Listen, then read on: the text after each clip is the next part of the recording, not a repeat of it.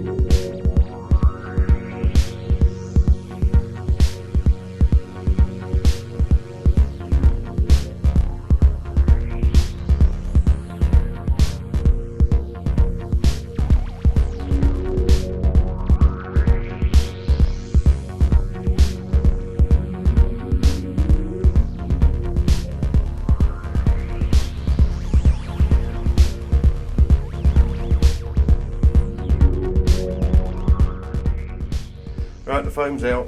I'll release this over there. So I'm going to clean this up, get all the removed foam in a rubbish bag and go and chuck that in the bin.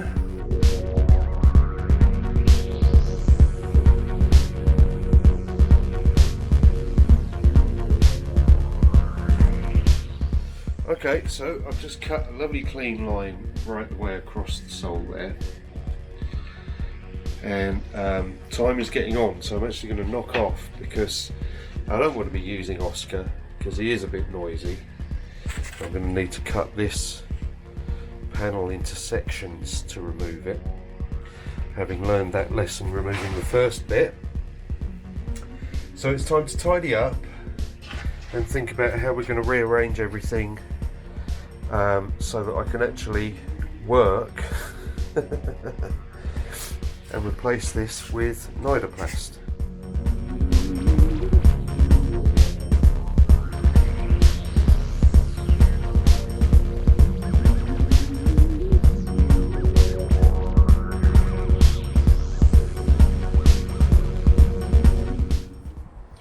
So here we are back aboard today, and Wifey's here, hooray! So we're going to go and have a look and see if it's practical for us to take the forward cabin windows out and seal them with some butyl tape.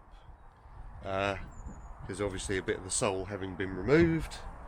It's difficult to know if it's going to be safe for us to reach around and dance and do all sorts of strange things. So let's have a look. Oh no, they are. Well, wait a minute.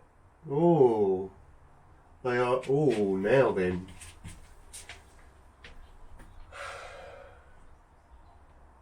How the fudge am I meant to grip that?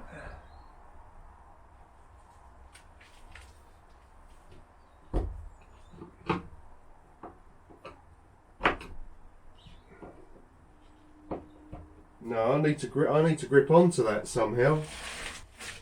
This is going to be tricky dicky. Oh, give me 2 seconds. Okay.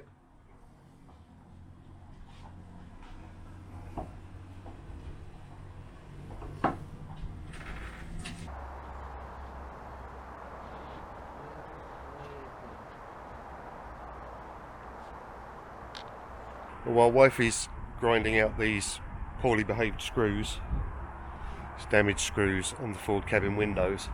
I'm going to finally get round to measuring and cutting the Nidaplast for the forward cabin, and if I have time I'll glass it, and then as soon as I've cut out the old stuff and cleaned up, I can get it in and tab it in so there's as little time as possible where we don't have a forward cabin sole. So we better crack on with it. So I've marked up this sheet of Nidaplast. I'm just going to double check the measurements because it does look a teensy bit freaky deaky to me. Quite long.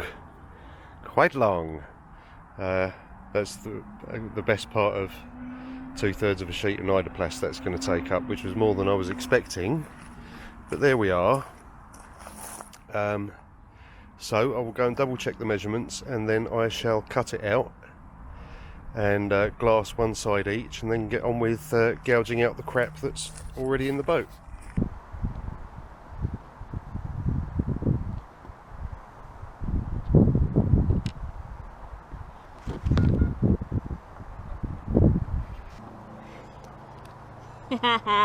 Who's awesome?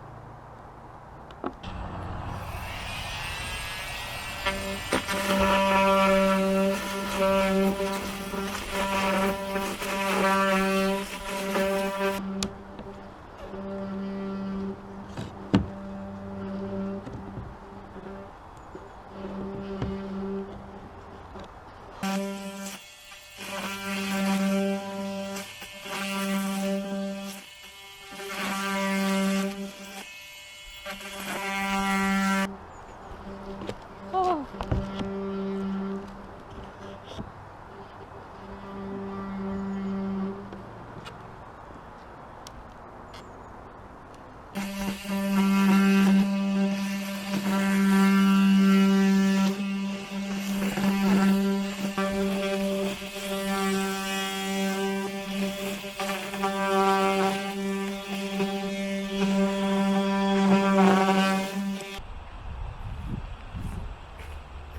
There we are. Let's go and do a dry fit, see what sort of chaos we've wrought. So I've just brought the sole inside and just slapped it down, and we'll need a little bit of packing resin on the side because I wasn't quite sure how to accurately draw the chord of the edge, and it's not in perfect alignment, and there will be a little bit of gentle persuading, shall we say, but it's on the line down there and underneath the gasket set box up at the very front of the boat. It's all hunky-dory.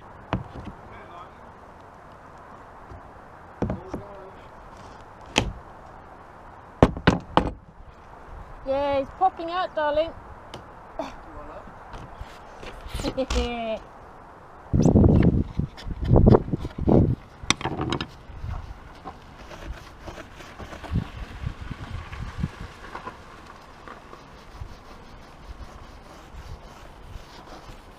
Where did that window come from, I hear you ask? Well, it came from right here. So we're going for the convertible look. It's very odd, but it's nice to get quite a lot of fresh air in here. Anyway, we are making good progress. Again, we always do when wifey's here. It's wonderful. So after a few hours of cleaning and scrubbing and adjusting and finessing and more cleaning and more scrubbing and then cleaning with acetone and then this and that and the other, wifey is just putting the butyl tape around the first window frame, ready to refit the window before we leave. Now, I haven't been able to glass up any Nidaplast because the Nidaplast was damp, so the panel that I've cut, which I've dry fitted as you saw, and it is the right size, that's inside the cabin, and I've had a fan blowing on it, so that is now dry, but the time of day is at the point where I'm not going to be able to do that today, so I'm going to come back early next week and do that. But now let's watch the glory of putting butyl tape on a window frame and then fitting the window. It's all very worthwhile, I promise. So now this is where a master's in illustration and 3D design gets you. Fitting flat surfaces to angles in 3 dimensions.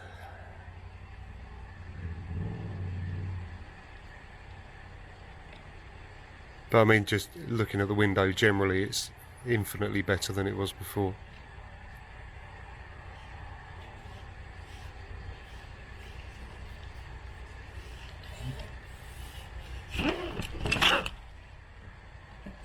So snippy snip, and as you can see, that fits beautifully.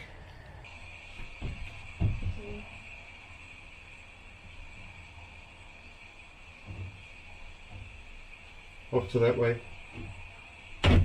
That's it. Right, now if we move round that way, we should be able to bring it all in.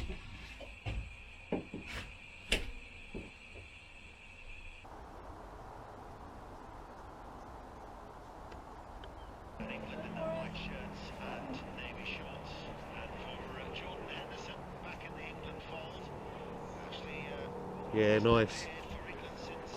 Oh, I'm the ghost of the boat. No, I'm not. It's just my reflection. We finished the leak repair. The screws are atrocious and horrible, and there's 2 dead ones.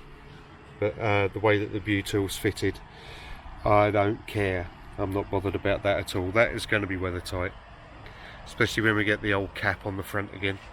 This one we're just going to gaffer tape up, and I'm going to take the screws home and order some new ones. This, I think, personally, is a candidate to 3D print a replacement frame, but I will think about that another day. I think I can just about fit the long edge on my printer, and it would be much nicer to do that way. But it's good progress. Wifey's worked much harder than me on this today, so I was fannying about with Nidaplast and stuff, but that's a really lovely result, so happy days.